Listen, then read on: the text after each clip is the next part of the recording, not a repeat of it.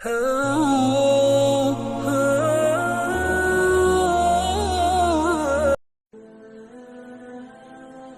اللہ کے نام سے جو بڑا مہربان اور نہایت رحم والا ہے۔ اپنا دین کی جانب سے تمام دوستوں کو دل کی گہرائیوں سے محبت و برا السلام۔ دوستوں، میرا نام ہے حسن علی اور آپ دیکھ رہے ہیں اپنا یوٹیوب چینل اپنا دین۔ تو آج کی اس ویڈیو میں آپ لوگوں کو بتاؤں گا کہ آخر جنات انسانوں پر کیسے اور کیوں قابض ہوتے ہیں۔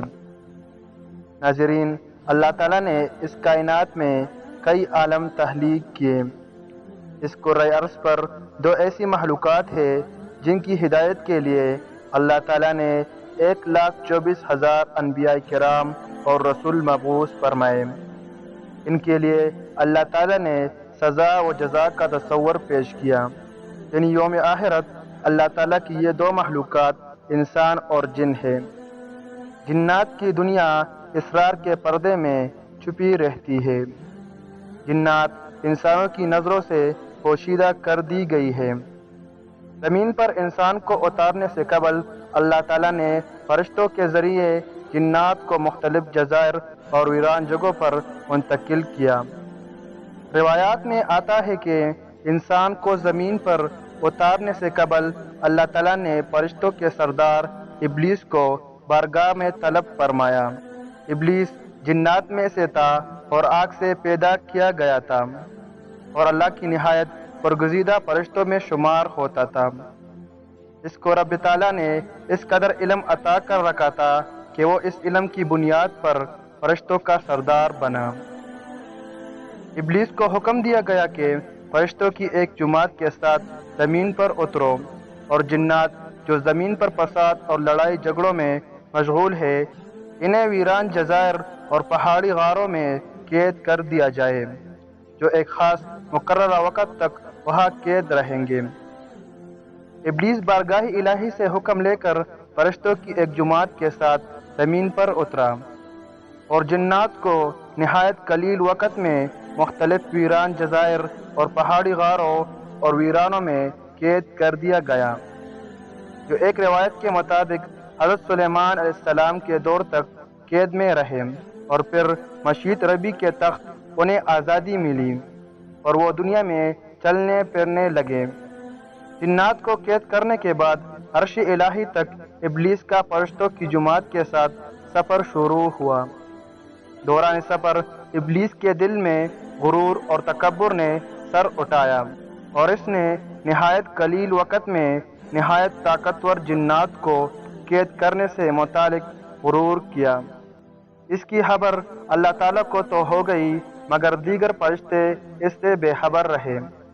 روایات میں آتا ہے کہ یہ پہلا موقع تھا جب ابلیس نے غرور کیا، جبکہ اللہ تعالیٰ نے اس کے غرور کو تشت اذبام کرنے کے لیے آدم کے سامنے سجدہ کرنے کا حکم دیا، تو ابلیس نے انکار کر دیا، کیونکہ جنات کو قید کرنے کے بعد اس کے دل میں غرور اور تکبر آ چکا تھا۔ شیطان نے کہا، میں آگ سے بنا ہوں اور یہ مٹی کی پیداوار ہے، میرا اور اس کا کیا جوڑ کہ میں اس مٹی کے پتلے کو سجدہ کروں۔ اللہ تعالیٰ سے انکار پر ابلیس کو راندہ درگاہ کرتے ہوئے شیطان ٹھہرا دیا گیا۔ حضرت سلیمان علیہ السلام کے دور میں مشیت ایزدی اور مقررہ وقت پورا ہو چکا تھا، جس کے بعد جنات قید سے نکل کر دوبارہ زمین پر فساد برپا کرنے لگے۔ حضرت سلیمان علیہ السلام کے معجزات میں سے ایک معجزہ یہ بھی ہے کہ آپ شیاطین اور جنات کو قابو کر لیتے اور انہیں سزا کے طور پر دوبارہ قید میں ڈال دیتے۔ جنات کے وجود کا ذکر قرآن کریم میں بھی ہوا ہے، اور ایک پوری سورت جن کے نام سے موجود ہے۔ مسجد جن مسجد حرام کے شمال کی جانب 3 کلومیٹر کی مسافت پر واقع تاریخ اسلام کی عظیم یادگار سجی جاتی ہے۔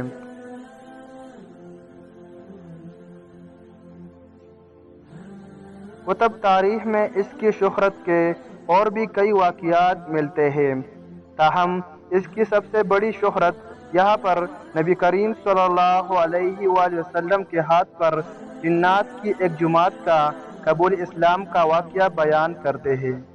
العربیہ کے رپورٹ کے مطابق مسجد حرام کے شمال میں 3000 میٹر کے فاصلے پر جہاں آج مسجد الجن موجود ہے، جنات کی ایک جماعت نے حضور اکرم صلی اللہ علیہ وآلہ وسلم کے ہاتھ پر اسلام قبول کیا اور آپ صلی اللہ علیہ وآلہ وسلم سے قرآن پاک بھی سنا۔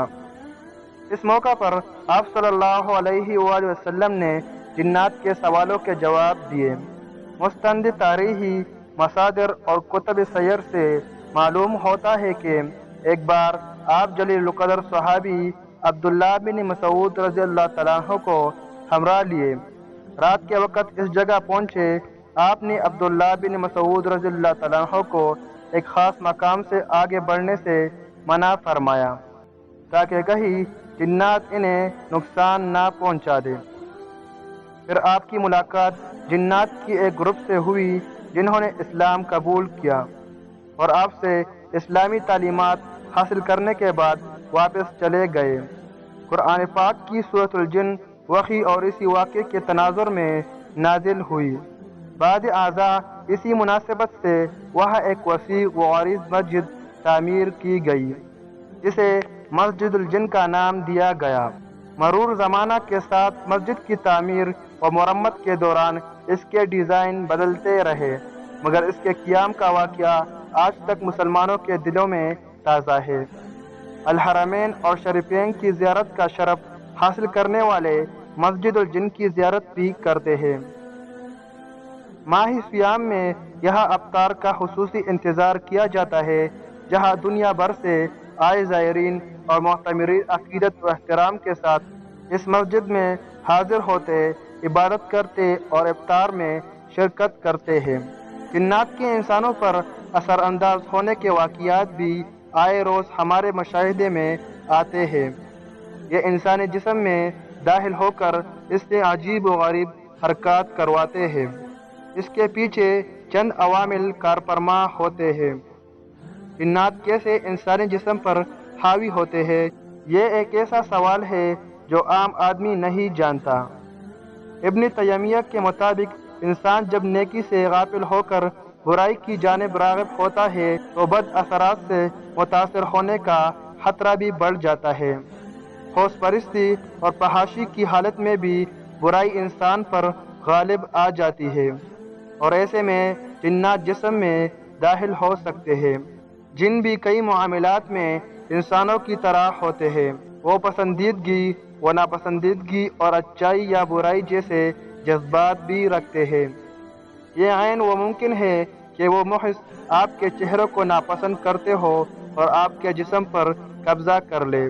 دوسری جانب جنات کو انسان سے محبت بھی ہو سکتی ہے، وہ کسی کو برہنہ دیکھ کر بھی اس پر فریفتہ ہو سکتے ہیں اور اس کے جسم پر قابض ہو سکتے ہیں۔ یہ معاملہ خواتین کے ساتھ زیادہ پیش آتا ہے، چونکہ جن انسانوں کے نظروں سے پوشیدہ ہے، اس لیے بعض اوقات ہم انجانے میں انہیں نقصان پہنچا بیٹھتے ہیں۔ مثال کے طور پر آپ کہیں گرم پانی انڈیلتے ہیں یا کسی درخت یا پتھر کی اوٹ پر بیٹھ کر رفع حاجت کرتے ہیں، مگر نہیں جانتے کہ یہاں جنات کا بصیرہ ہے اور آپ کے اس عمل سے وہ ناراض ہو سکتے ہیں اور بدلہ لینے کے لیے آپ کے جسم میں داخل ہو سکتے ہیں۔ بہت زیادہ خوف کی حالت یا ایسی معاملات جن سے دور رہنا چاہیے اور آپ اس کو توہ میں ہوتے ہیں تو تب بھی جنات آپ پر غالب آ سکتے ہیں۔ جنات جسم کے کس حصے سے داخل ہو کر انسان پر قبضہ جماتے ہیں، اس کے حوالے سے مختلف آراء پائی جاتی ہے۔ تاہم قرین از قیاس یہ ہے کہ انسان کی موت کے وقت روح انسانی ناخنوں، ناک، آنکھ اور منہ سے نکلتی ہے اور یہی جگہ ایسی ہوتی ہے جہاں سے جنات انسانی جسم میں داخل ہو کر قبضہ جماتے ہیں۔ اللہ تعالیٰ نے انسان کو شر سے بچنے کے لیے طریقے بتائے ہیں، جن میں حضور اکرم صلی اللہ علیہ وآلہ وسلم کے ذریعے تعلیم بھی دی گئی اور کئی ایسے مسنون دعائیں اور وظائف موجود ہیں جن کے ذریعے जिन्नात का तोड़ किया जा सकता है। तो दोस्तों, उम्मीद करता हूँ आप जान गए होंगे कि आखिर जिन्नात इंसानों पर कैसे और क्यों काबिज होते हैं। तो दोस्तों, मज़ीद इस तरह के वाक़यात को देखने के लिए अभी हमारा यूट्यूब चैनल अपना दीन को सब्सक्राइब करें और इसके साथ साथ बेल के आइकन को प्रेस करें ताकि आपको हमारी आने वाली वीडियो की नोटिफिकेशन सबसे पहले मिल सके। और हाँ, अगर आपको यह वीडियो अच्छी लगी हो तो वीडियो को भी ज़रूर लाइक करें।